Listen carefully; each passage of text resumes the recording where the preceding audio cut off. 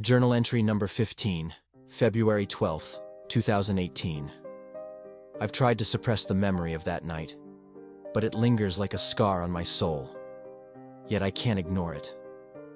Silas's words echo in my mind, and I find myself drawn further into the abyss of my own desires. My classes, my friends, they feel like remnants of a life that no longer belongs to me. There is a new undercurrent in my thoughts, a darkness I cannot fully comprehend. I'm exploring forums on the dark web, places where anonymity breeds unspeakable acts. Initially, I was just a silent observer, but now I find myself interacting, even offering my own perspective on justice, on what it means to truly be free.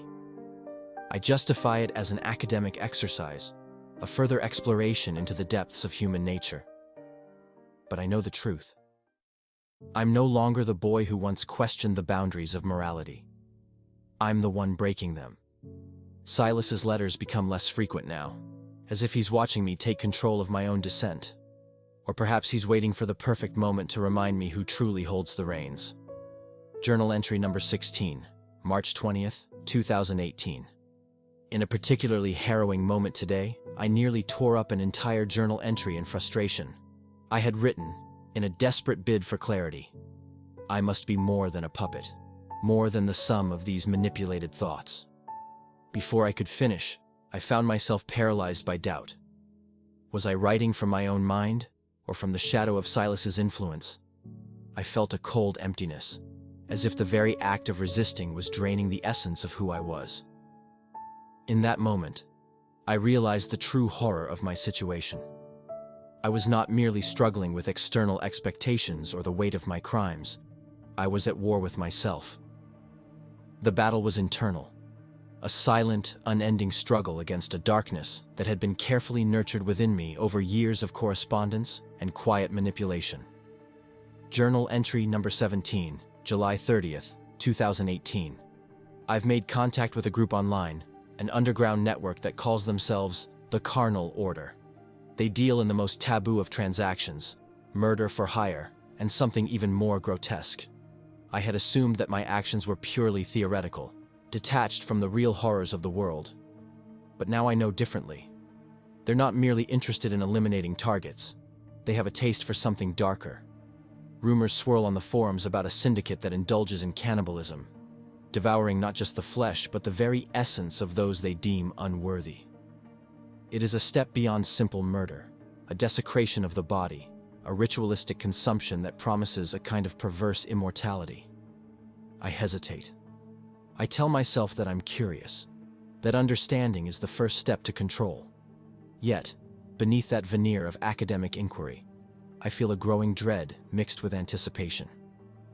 Silas wrote a short note last week. The flesh speaks a language of its own, Ethan. If you listen closely, you'll hear truths that no civilized tongue can utter. I cannot say if I am terrified or intrigued, perhaps both, but I know that I'm already too far down this path to turn back. Journal entry number 18, December 3rd, 2018. Today marked a turning point. I accepted my first contract, an anonymous order from the dark web. The target was a man I deemed undeserving, a petty criminal whose life had always been marked by cruelty. I tell myself it was a way to rid the world of another parasite. In the act, my heart pounded not with fear, but with an almost surgical calm.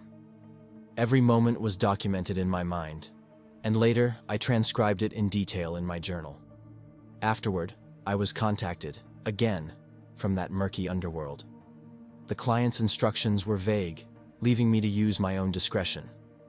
The strangest part was the subsequent conversation. The voice on the other end spoke with a calm, methodical tone, almost as if they were discussing business rather than murder.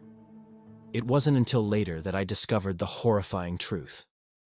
This was the cannibal syndicate, the Carnal Order, and their business involved more than simply ending lives.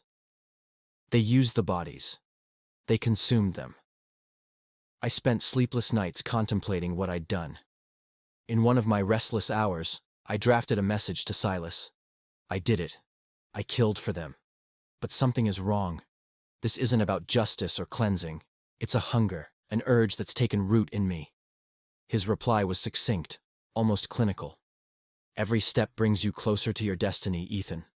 Do not fear the darkness. It is the only truth you'll ever know." I shuddered at his calm acceptance of it all, wondering if there was any salvation left for me.